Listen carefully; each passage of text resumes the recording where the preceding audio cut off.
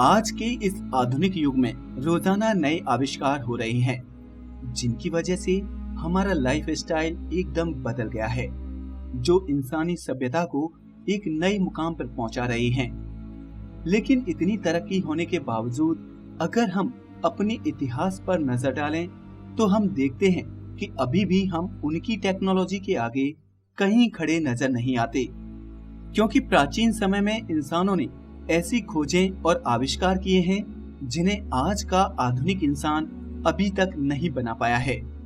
आज का हमारा एपिसोड ऐसे ही आविष्कारों पर है जो समय के साथ लुप्त हो गए और उन्हें दोबारा नहीं बनाया जा सका।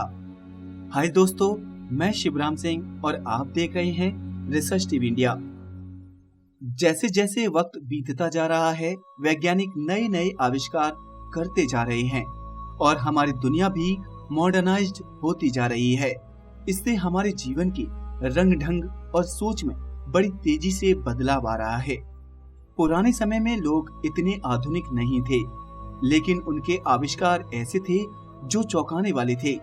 लेकिन कुछ कारणों से वो आविष्कार आज हमारे लिए महज एक इतिहास बन गए और समय के साथ कहीं खो गए, जिन्हें आज दोबारा से बनाना हमारे लिए संभव नहीं है। आइए जानेंगे कुछ ऐसे ही आविष्कारों के बारे में। विट्रम फ्लेक्साइल। कांच के दो गुण होते हैं। पहला तो ये आसानी से टूट जाता है और दूसरा ये पारदर्शी होता है। हालांकि अब हमने ऐसे कांच बना लिए हैं जो आसानी से नहीं टूटते, जैसे आजकल हम अपने फोन में टेम्पर्ड ग्लास का प्रयोग करते हैं। लेकिन इतिहास के नजरिए से देखें तो इस तकनीक को हजारों साल पहले ही पा लिया गया था। रोमन इतिहास में एक ऐसे पदार्थ का जिक्र मिलता है जिसे विट्रम फ्लेक्साइल कहा जाता है, जिसके अनुसार 14 एडी से 37 एडी के बीच एक अनजान आदमी रोमन किंग टिब्रीस की सभा में आता है और दावा करता है कि उसके द्वारा बनाया गया कांच का घड़ा कोई नहीं तोड़ सकता।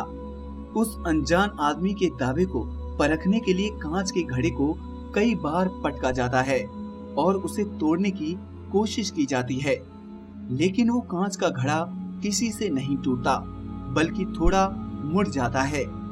ऐसे में वो अनजान आदमी उस कांच को हथौड़े से पीटकर फिर से घड़े की शेप में ले आता है और ये सब देखकर सम्राट टिब्रीस और सभा के बाकी सभी लोग हैरान रह जाते हैं और वे उस व्यक्ति से पूछते हैं कि इस कांच को बनाने की विधि किस किस को पता है। वो व्यक्ति बताता है कि सिर्फ उसे ही पता है। उसके ऐसा कहते ही सम्राट उसका सिर धड़ से अलग करवा देता है। दरअसल सम्राट को डर था कि ये चीज सोने और चांदी की कीमत को गिरा देगी। इस तरह उस व्यक्ति के साथ ही ये आविष्कार भी लुप्त हो जाता है और हम आज तक उसे दोबारा नहीं बना पाए हैं। हालांकि आज इस तकनीक को पाने में थोड़ी बहुत सफलता मिल भी गई है, जिसका जीता जागता सबूत है हाल ही में चीन के द्वारा बनाया गया शीशे का पुल, जो हथौड़े के मारने के बावजूद नहीं टूटता और लोग उस पर चहलकदमी करते हैं। लेकिन अभी भी उस तकनीकी को नहीं पा पाए हैं जो मुड़ भी सकती थी और उसे सीधा भी किया जा सकता था। आर्किमिड्स रे वीपन। ग्रीस के विख्यात गणितज्ञ आर्किमिड्स ने 2012 बीसी में एक ऐसा हथियार बनाया था जो सूरज की किरणों से दुश्मन के जहाज को जला देता था। यानी उस आविष्कार से सूरज की किरणों को जहाजों पर रिफ्लेक्ट किया जाता था, जिसकी वजह से वो जहाज जलकर नष्ट हो जाते थे। कहा जाता है कि इस हथियार में कई बड़े बड़े दर्पणों यानी शीशों का इस्तेमाल किया जाता था। हालांकि कई लोगों का ऐसा मानना है कि ऐसा हथियार बनाना संभव नहीं है, क्योंकि इस तरीके के हथियार से किसी भी चीज को जलाने में काफी समय लगेगा और इसका इस्तेमाल करने के लिए सूरज का होना भी बहुत जरूरी है।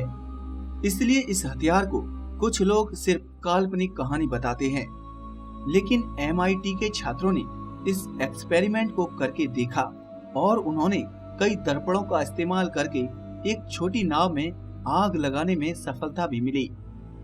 वैसे मेरा मानना है कि ऐसा संभव है, क्योंकि आप में से कई लोगों ने बचपन में ऐसा प्रयोग जरूर किया होगा, जब एक लेंस की सहायता से सूरज की किरणों के द्वारा किसी कागज को जलाया होगा या किसी की स्किन जलाने की कोशिश की होगी।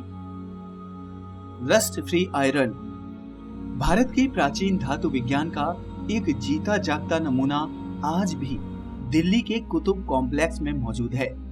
कुतुब कॉम्प्लेक्स में एक ऐसा लोहे का खंभा है जिसे करीब 1500 साल से भी पहले का बताया जाता है। इस खंभे की खास बात यह है कि इतने सालों के मौसम परिवर्तन और खुले में होने के बावजूद इसमें आज भी जंग का कोई भी नामो निशान नहीं है। ये खंभा 24 फुट ऊंचा है और इसका वजन करीब 6 टन है। साथ ही इस पर ऑक्साइड की एक परत भी चढ़ाई गई है और यही परत इसे जंग लगने से बचाती है। कहा जाता है कि इस खंभे को गुप्त साम्राज्य में उदयगिरी में स्थापित किया गया था और फिर वहां से इसे दिल्ली लाया गया। लेकिन सबसे बड़ी बात यह है कि हम आज तक इस तरह के लोहे को नहीं बना पाए हैं जो पूरी तरह से जंग रोधी हो। Roman concrete. रोम में ऐसी कई इमारतें हैं जो आज भी हजारों साल से समय को मात देकर खड़ी हुई हैं। इन इमारतों की बुनियाद और इनका अभिन्न अंग है इनमें इस्तेमाल हुआ कंक्रीट। लेकिन इनमें कोई सामान्य कंक्रीट इस्तेमाल नहीं हुआ था। जहां आज की कंक्रीट 100 या 150 से ज्यादा साल तक नहीं टिकते, वहीं इन इमारतों में प्रयोग हुआ कंक्रीट हजारों साल तक खड़े रहने के लिए तैयार किया जाता था। और यही वजह है कि हजारों साल में इतनी आपदाएं आने के बाद भी ये इमारतें खड़ी हुई हैं। कहा जाता है कि उस वक्त कंक्रीट में ज्वालामुखी का राख भी मिलाया जाता था, क्योंकि ये राख दरारों को फैलने से रोकती थी। लेकिन समय के साथ ही इस कंक्रीट को तैयार करने की असली विधि भी समय के साथ खो गई। ग्रीक फायर और लिक्विड फायर। पूर्वी रोमन एम्पायर, जिसे बाइजेंटाइन एम्पायर के नाम से भी जाना जाता है, वे 7वीं और 12वीं शताब्दी के बीच युद्ध में एक ऐसे रहस्यमयी हथियार का प्रयोग करते थे जिसे द ग्रीक फायर और लिक्विड फायर कहते हैं। इस हथियार को सीरिया के एक मिलिट्री इंजीनियर क्लिनिकोस ने बनाया था। द ग्रीक फायर से एक ऐसा तरल पदार्थ निकलता था जो आग की लपटों से भरा रहता था।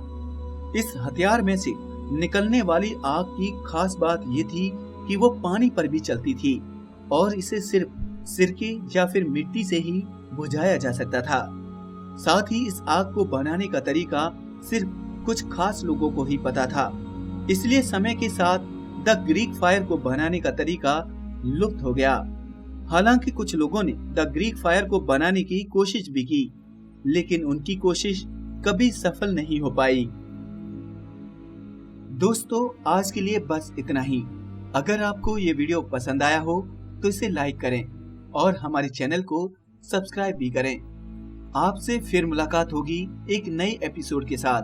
तब तक के लिए नमस्कार दोस्तों।